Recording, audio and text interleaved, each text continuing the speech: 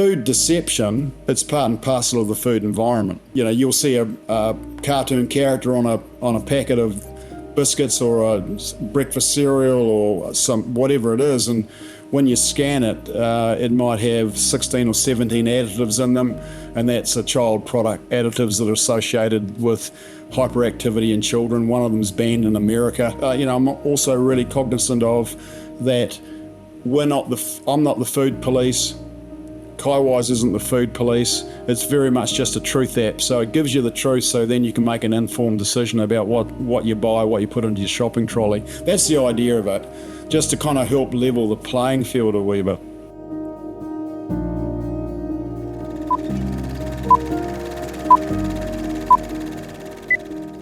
Hello and welcome to another episode of Ways to Wealth. Today I'm joined by Peter Bird. Peter, why don't you give us the too long didn't read on who you are and what you get up to on a day-to-day basis?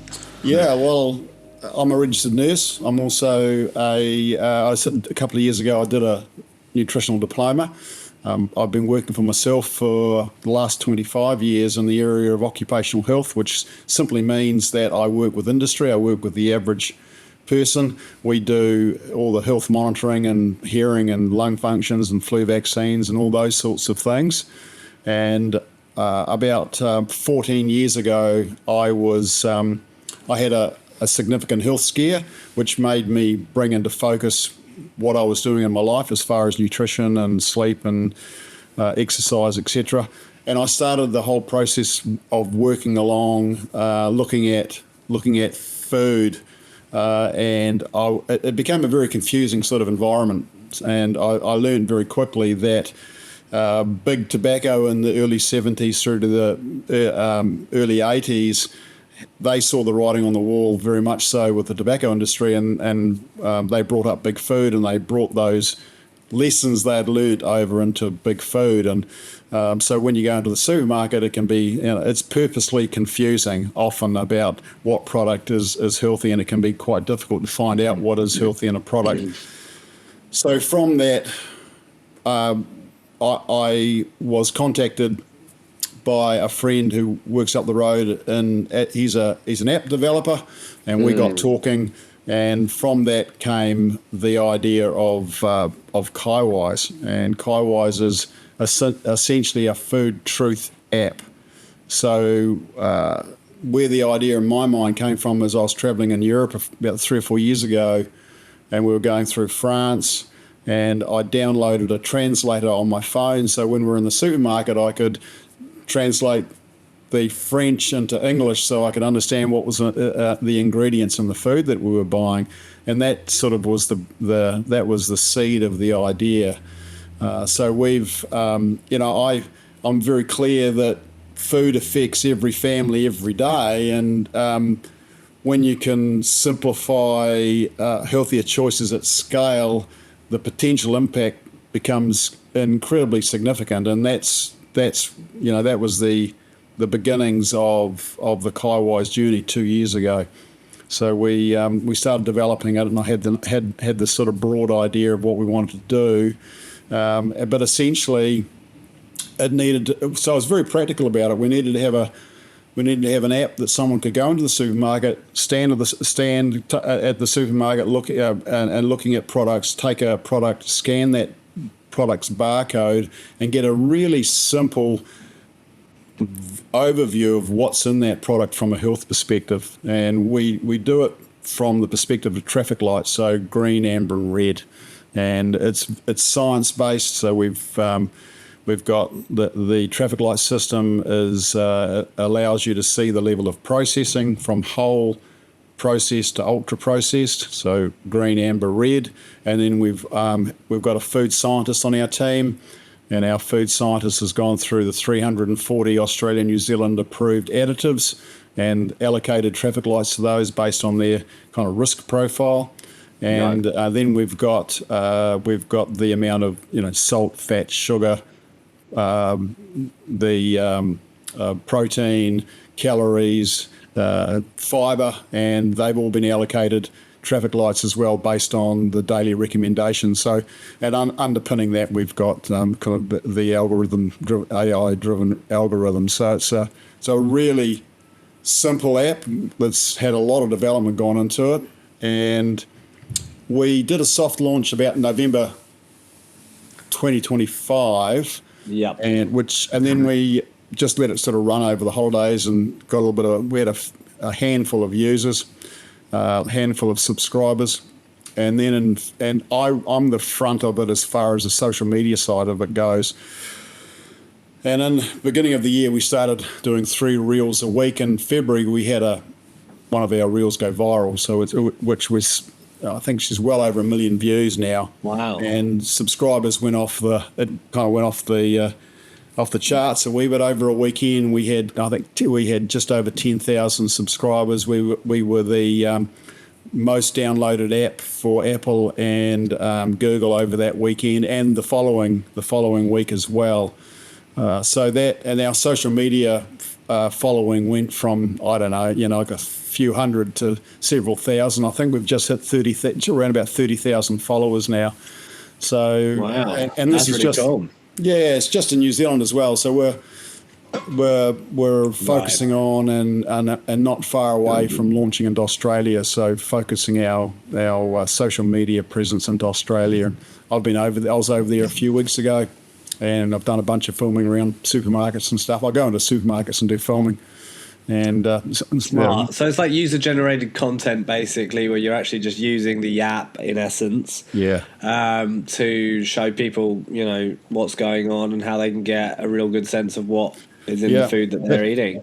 It's not difficult to get really good material either, because food deception is it's part and parcel of the food environment. So you'll see a cartoon character on a packet of biscuits or a breakfast cereal or whatever it is, and when you scan it, it might have we've had products like this. It might have 16 or 17 additives in them. One of our later reels just went out last week. Looks like that's just hit 200,000 views in less than 48 hours, and that's a child product. That's a jelly, and it's got all sorts of additives in it, and it's got additives that are associated with hyperactivity in children. One of them's banned in America. I mean, it's not hard to find content, but I also do. We also do. I'm also really cognizant of that. I'm not the food police. KaiWise isn't the food police. It's very much just a truth app. So it gives you the truth, so then you can make an informed decision about what you buy, what you put into your shopping trolley. That's the idea of it, just to kind of help level the playing field a wee bit. Yeah, no, it's cool. It's definitely something that, that I think more people are becoming aware of. And it's quite interesting, right? Because, I guess the less processed our diets were as a whole, the less need you would even have for the app. I'd be from a health professional perspective, I'd be really happy to that if we never had to have an app like KaiWise, but unfortunately, it's needed. It's needed, and especially because the health ratings don't feel suitable, and have lost trust over time, right? Well, you've obviously had the food pyramid has been turned on its head in the US. What are your views on that? I think there's some good aspects to it, but I'm very much about grassroots. I'm very much about fundamentally I'm a health educator, and so I'm really concerned about the person sitting in front of me. And for me, it's about I'm a great believer in legislation. Legislation can absolutely help. There's a lot of work that needs to be done in that space with our food environment. It's fundamentally broken. It's about profit, not health, and that seems to be the wrong way around for me. So I certainly advocate, and I'm a supporter of stronger legislation, but I can't make that. There's nothing I can do there. But what I can do with my expertise is I can, build this app that average you and me and the average person can go into the supermarket and get the truth about what they've got or what they're proposing to buy and bring into their whānau and their family and put on the table and put on the school lunches. At the moment, that, as I say, that's probably one of the most heavy use cases, right? Is that it's so hard to work out what to give your kids, and you're trying to make it work because kids are not consistent with what they like, and they can also get bored of things. So it's always about trying to meet convenience with nutritional value with what are they going to actually eat. Yeah. And that's a constant battle that I think parents have, and I know that I think about it a lot when I'm preparing the food for my kids at lunch, or for their lunches, right? So I think it's really important. My wife's mum read a book called "You Are What You Eat," which is all around the ultra processed foods. Yeah. Especially from the UK, because the UK is, I don't know, arguably one of the worst in the world for ultra processed food. You're up wrong. there. You're up there. Yeah, the UK are up there, right? Yeah, America does pretty well, mate. Australia, New Zealand, children, around about 50% of their diets calories come from ultra processed food. Adults, it's between the general population, between 40 and 60% of the calories that we consume are coming from ultra processed foods. Not all ultra processed foods are bad. Not all ultra processed foods need to be. There's the purists that will say, for health you need to eat completely a whole food plant-based diet, and that's I'm a supporter of that. But realistically speaking, we lead busy lives. We all like something sweet.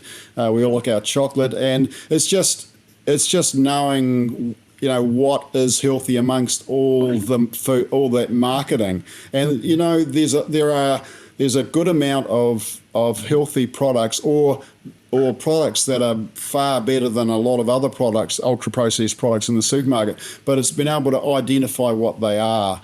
That's again, that's where that was the focus of this app, was really about simplifying the complexities of our food environment, and especially the supermarket journey, which about 70-75% ish of the products in a supermarket are ultra processed or highly processed. There's not even yet a clear definition, accepted definition of what ultra processed food means, but essentially, in very simple terms, it's if it's got additives or ingredients in it that you wouldn't find in your pantry or in your drawers at home, or that's kind of gives you an idea that it's been developed in a lab somewhere.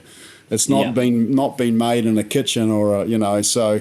That's a loose definition of what an ultra processed food is. But interesting enough, the majority of our followers, social media followers, are women. And I think it's not sexist of me to say that probably the predominant person in the household that is putting the meal on the table and maybe going to the supermarket, it is primarily the lady, the female, and it's certainly probably 70-75% of our followers are female, and we get a tremendous amount of feedback, of comments, and there's a lot of food's very emotive. So if you start messing with with a parent's children's food, we get some very strong responses about what we find in the supermarket. So it's certainly a topical subject without a doubt. Yeah, I think it's really interesting. Now, I'm really interested in the subject because I like to eat well, eat clean, I like to do that for my kids. In our household, it's probably a little bit more skewed towards me, just because sometimes you just one person is more interested in it than the other, right? And if your schedules allow for it, you send the person that's gonna think about it more. It's funny. We laugh about when, depending on who's done the lunch. And it's annoying because obviously the difficult part with ultra processed foods is obviously the more you have it, the harder it is to broaden your diet in a sense, because the ingredients. You just touched on an interesting point there too. That of course ultra processed foods in a lot of cases is made hyper palatable. Yeah. And you would never find in nature the amount of sugar and salt or fat that you'll find in ultra processed food, and it's put in there for taste. I mean, so the most talented and qualified people are employed by food companies to ensure that the food that food that they sell is at what we call the bliss point.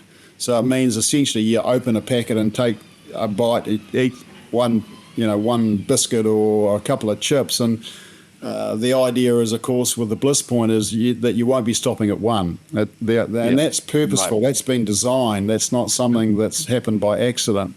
So, and it also often ultra processed food, you don't need to chew it as much. So we know that on average you'll overeat by about 400 to 500 calories a day eating ultra processed food, because you don't feel as full. You're consuming calories really, really quickly. You're not chewing as much. So again, it's from a business perspective, it's really good business, because you've got a product that you can just keep, that you're going to be able to keep on selling. And a lot of the additives and ingredients that are in these products can be byproducts of something else, so they can be cheap products, or cheap byproducts. But in saying that, there are what's interesting with KaiWise now is I've just had an approach today from a New Zealand business wanting their product put in our database. And I love that, and it's a lovely, clean product. And they're proud of it, and they want it to be. We aren't taking. KaiWise is completely independent. We won't be taking any advertising for anybody. But I'm happy to put products into our database, and it's lovely to see a product that's local, that's clean, that it's it's a healthy product, and but they get hidden amongst all the noise in the supermarket. It's very difficult for them for one of those products that are healthier to showcase themselves. Yeah, for sure. So let's talk a little bit about obviously how you managed to get to where you are with your partner and working out how to build the business. Did you have you guys been bootstrapping it? Like how have you guys kind of funded today? I'm 100% owner of the business, and the developer is they just send me a bill and I pay it. So it's self-funded. I'm funding it all.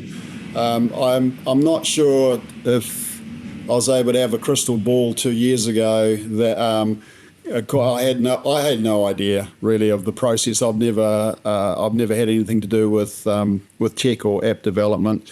But I've developed a pretty good instinct about what works and what doesn't over my 25 years of being in business, and so So you had the foundations of being self-employed and actually having to earn and have that self-sovereignty for a long time, and this is kind of just an extension of that in essence, with some investment that you're making with your own capital that you had saved or that you earn on an ongoing basis. Yeah, that's it, and it's a punt. It certainly is. With apps, it's a app development. I've been told we're up in that sort of top 4 or 5% of where apps never, the 95+% of apps never get. we've got somewhere around the 30,000 subscribers now, and that's in like 3 months. That's really since that viral reel earlier in the year. So are you finding that you're getting a lot of people that can't use it yet because it's not in New Zealand? No, it's in New Zealand. Because it's not global, or is it a strong? Is it all New Zealand? Is that based New Zealand only, or did you find from the viral video you had a lot of Americans or people not from? I've developed a team over the last 2 years, and part of that team is a social media team, and so we're focusing on New Zealand. And we haven't really focused on Australia yet because we're still finalising the database. So there's a massive database has to be in behind all this.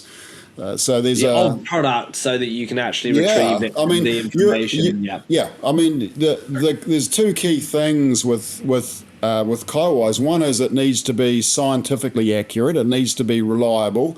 You need to be able to trust it. So to be able to, first and foremost, you need to be able to go into a supermarket or go wherever there's a barcode or a nutritional information and ingredients panel, because you can photograph that if there's not a barcode. And you need to be able to scan that product and get that information. If you scan a product and it's not in your database, you might do it again, but then you're going to go, oh, bugger this. So we have to make sure that we have a comprehensive database in behind KaiWise, which we have, and that we have the ability for the app to, for the user to be able to enter a product that isn't in the database if they so choose. And so we've built that into the app as well. So we've got New Zealand, we've got a database of around about 65,000 food items. And that, it's pretty rare now that you can go into a supermarket and not find a product that's there. Does that cover drinks as well, or is it very much focused on food? No, it covers drinks. Are you thinking alcohol or? Alcohol, non-alcoholic drinks as well. Anything. Yeah. There's an existing database. It's called the GS1 database. It's international non-for-profit. And the GS1 Database New Zealand team, we've got a contract with them, and that's where we get the products all the products from. And we've also now got a contract with Australian GS1 Database. Right. But we've had so to that's go how you're through capturing your data. Yeah. Yeah, we've had to go through and we're verifying.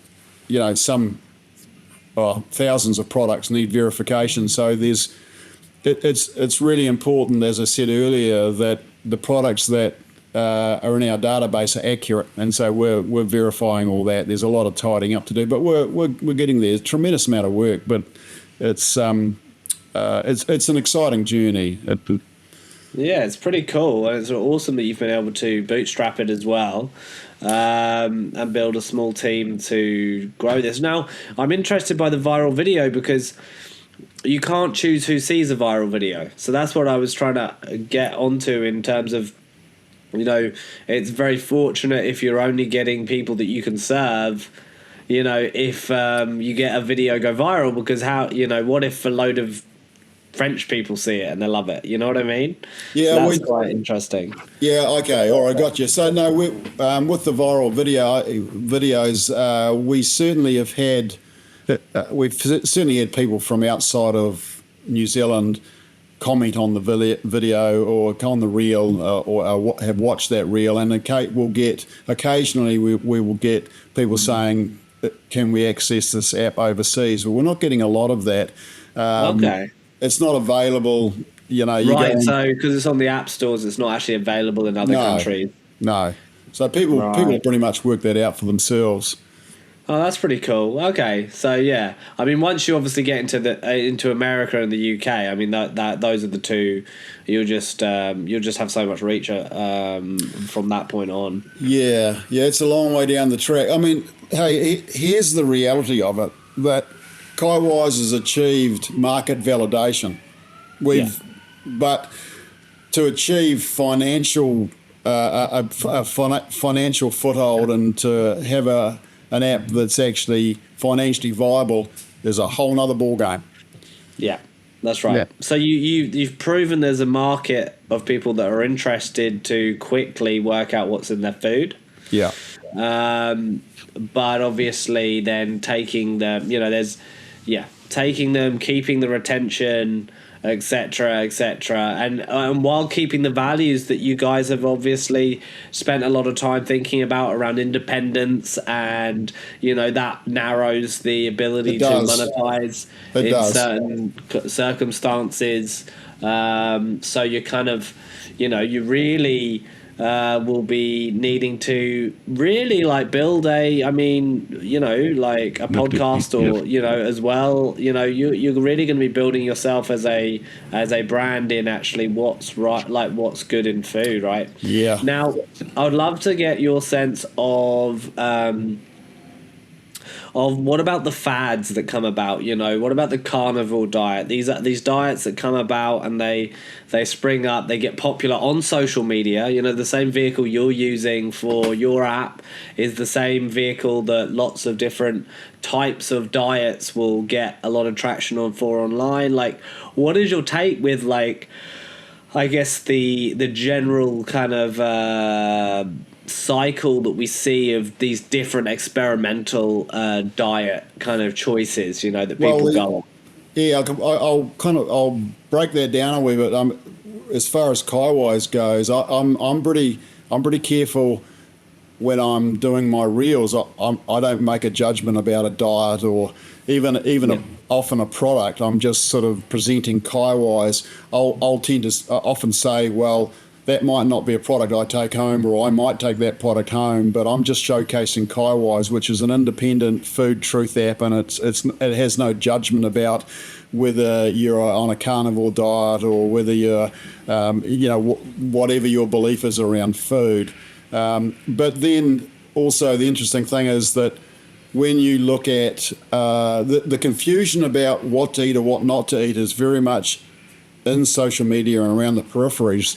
Scientists around the world are pretty clear and have been for decades of what is a healthy diet, and the populations in the world that live long and healthy have been well and truly studied for millennia, and so we know what a healthy diet is, and there's no debate about that outside of social media. Tremendous amount of debate within social media, but it's not something that I get involved with. Right. I'm not interested in that debate. Yeah, so you're kind of set on that. And what, just for people that are less educated on the matter, what is that kind of conclusion that science has kind of got to at a very high level? Yeah, predominantly a plant-forward diet. Predominantly your beans, greens, onions, mushrooms, berries, seeds, nuts, whole grains, legumes. Lots of those. That should make up the predominant part of your diet. Small amounts of animal protein and even smaller amounts of ultra-processed foods. So and then of course it's not just about nutrition. It's also about sleep. It's about exercise. It's about risky substances. It's about social interactions. It's about managing stress. It's about good oral care. These have been shown to be cornerstones of longevity and living healthy. So and whether we realise it or not, we are all in training for older age. So, and the Western environment, unfortunately, isn't conducive to living healthy and well. It's a diet that's conducive to getting fat, sick, and dying early. The last 15 years of a person's life in the West, often by the time someone turns 65, there's about 89% of people at that age are on medication for something. And so it's huge. And the last 15 odd years of a person's life, often you're dealing with disease, you're dealing with unwellness, and often a large percentage of that is related to lifestyle. Yeah, for sure. Now, so what does success look like if you were snap your fingers and we go 5 years in the future, like what does success look like for you? What you're trying to build with KaiWise, what you're trying to do with your broader, obviously, commercial activities as someone that's also got to put food on the table and obviously has invested your excess income essentially in making KaiWise kind of turn into a reality. So, what would success look like for you in 5 years from KaiWise? I love that question. That's great. Well, twofold. One would be that KaiWise was financially able to be washing its own face, and that's the minimum, and that there would be a income coming back from that, so that we can reinvest a portion of that back into KaiWise, because I've got lots of ideas. My other vision would be that there'd be what we call a KaiWise effect. That industry would be changing their behaviour based on the use of apps like KaiWise. That I don't think the average consumer realises how powerful they are. That industry big food will respond to the consumer. We see that now. We see that alcohol is a clear example of that. Absolutely, right? It is. And there's many examples of that. But so the feedback that we're getting now is that people are changing their buying behaviour because of using our app. They're going, I did not realise that was in that product, and because of now what I know, I'm choosing something else. So that's just within 3 or 4 months of the KaiWise launch. So in 5 years' time, I would be hoping that we'd be able to see the KaiWise effect having a positive influence on big food and also on the health of our nation, because the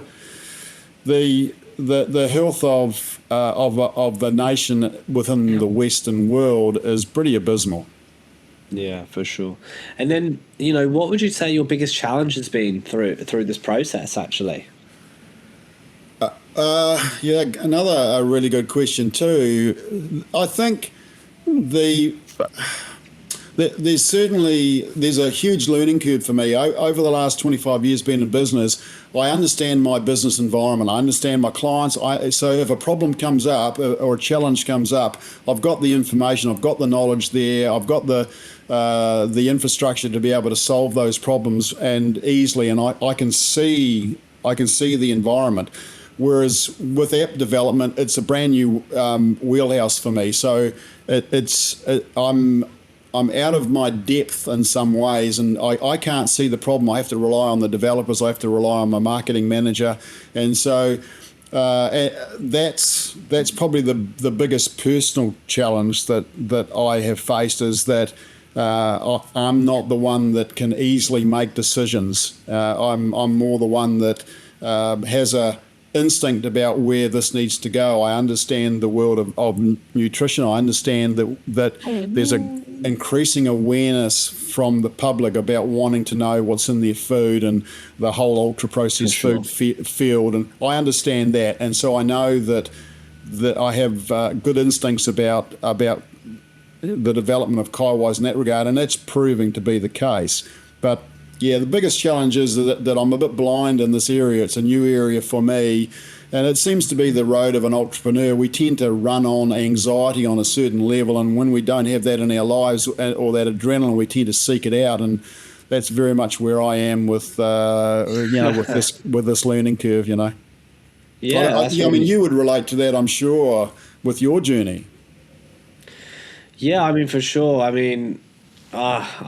got such I dove into engineering and app development and product development from pivoting of being a goldsmith. So, and then obviously moving into the world of finance again. And, that again is another thing where, I was moving after, selling my gaming business into thinking about wealth and, Yeah, but trying to bring those first principles that I had from the prior two careers definitely helped.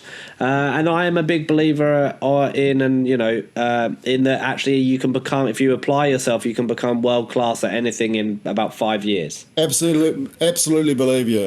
That's one of my fundamental philosophies as well. One of my other fundamental philosophies in business is that whatever I'm involved with needs to be good for everyone I'm involved with. I'm not interested in being in any business venture that there's someone that's been taken advantage of. I'm not. That's a fundamental aspect of my personality. So it drives me in my approach to developing KaiWise. But yeah, there's been a lot of lessons I've learned, fundamental business lessons that I've learned over the last 25 years that are invaluable now. One of them just been confidence, I think. Confidence is can be a little bit underrated, that confidence of knowing, of trusting your instincts in business. Yeah, and for sure. And I think just always putting yourself in a position where nothing is existential, I think, is really important.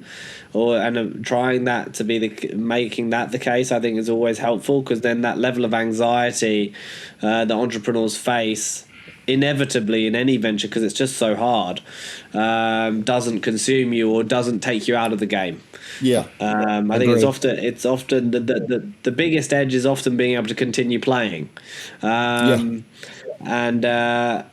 think it's really interesting with everything that's moving, because in a sense you're also starting at a time where intelligence and knowledge is becoming more and more democratized as we speak. So I think although it's really hard to work out what the intrinsic or the enterprise value of software is now, and I think that the market as a whole and investors and entrepreneurs are trying to work that out. You have had a prior cycle of 2 decades at least of heavy investment into software, not much investment into hardware, hard things, maybe even food technology, right? There was a disproportionate amount of capital that fired into software, and that's now changing, which is really interesting, I think, for newer projects. I think it should be something that you need to be optimistic about, because you don't have all the baggage that all the other software developments. Like, I was talking to my son when we were camping, and I love building stuff. Like, I get passion out of building things, and I was running 6 agents doing some programming. So I was running 6 agents, and I was explaining to my son the amount of money it would cost me previously to ask these questions to engineers to do. And I said, all I've really been doing for the last 10 years is asking engineers, or asking myself, what do I need to do and how am I going to solve this problem? And now I get to have that, in a environment that is now available with less barriers. Was this certainly in regards to AI? Well, in programming, is really, I'm, again, obviously being in investing, you're trying to assess where is actually revenue coming from. And revenue really is driven. I read a stat the other day that 60%, and I don't know if it's true, but I know it's it's quite common in these companies, where I think it was 40 or 60% of Anthropic's revenue is coming from Meta. Yeah. Now, what's happening there? Because Meta are not really doing too much consumer AI. Well, what they're doing is they're building massive AI clusters for engineering. So all that revenue is tokens. So it's basically intelligence, right, and productivity. Right. Now, I think we also get carried away in the short term as well, right? Like saying that, AI is going to do everything. And, we know that in software engineering, it's not perfect, and you need to know what you're doing to avoid vulnerabilities, etc. The context windows are too small, so it's going to miss things. It's going to do things in an inconsistent way. And we're in a very heavy R&D phase. Right, we don't actually know, and I think about tokens as the output, right, in AI.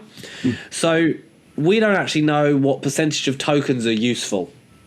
Like traditionally in business, if we had a team, sometimes it's a little bit hard to work out of the 180 hours that you're paying a week for your team, how much is productive? Sometimes that can be a bit kind of not too clear. But actually, I also would say that we do a lot of token usage right now because it's the sexy new thing, but we don't actually know the utility of those tokens. So if I write you an email, or I get AI to write you an email, and then you get AI to summarize the email, and then you send me a summarized reply, and then how much tokens are actually being put to good use. And I think that's a really interesting thing. And I would say that I always say, hey, you got to be a little bit skeptical and say, have you ever struggled to get an AI business to actually give you tokens? No. Have you ever got to a position where they said, oh, we've got no more for you? No. So there's kind of two things can kind of be true at once, right? Where like AI is an incredible transformer, and it is displacing labor. I would say that is like evident, especially in software engineering. Yeah. But at the same time, it doesn't. We're not dealing with a situation where some of this shortage talk is also marketing. And a lot of people are investing, like any cycle. We saw this in railways as well. In any great cycle, there's lots of investment, and it usually takes a good 5 years to find out which investments were good, right? Yeah. And I think as an entrepreneur, though, I think that it shouldn't be something to be depressed about. I think it should be something that you should work out how to make it empowering. Right, because small teams can now do what we could only dream of doing a decade ago, even 6 years ago. Yeah, even less than that, I think. Yeah, for sure, for sure. No, I agree. Yeah, so it's really awesome to hear about your story. I love how much early validation you've got on traction. I think that the go-to-market strategy with using social and using the tool to actually uncover, what people ask.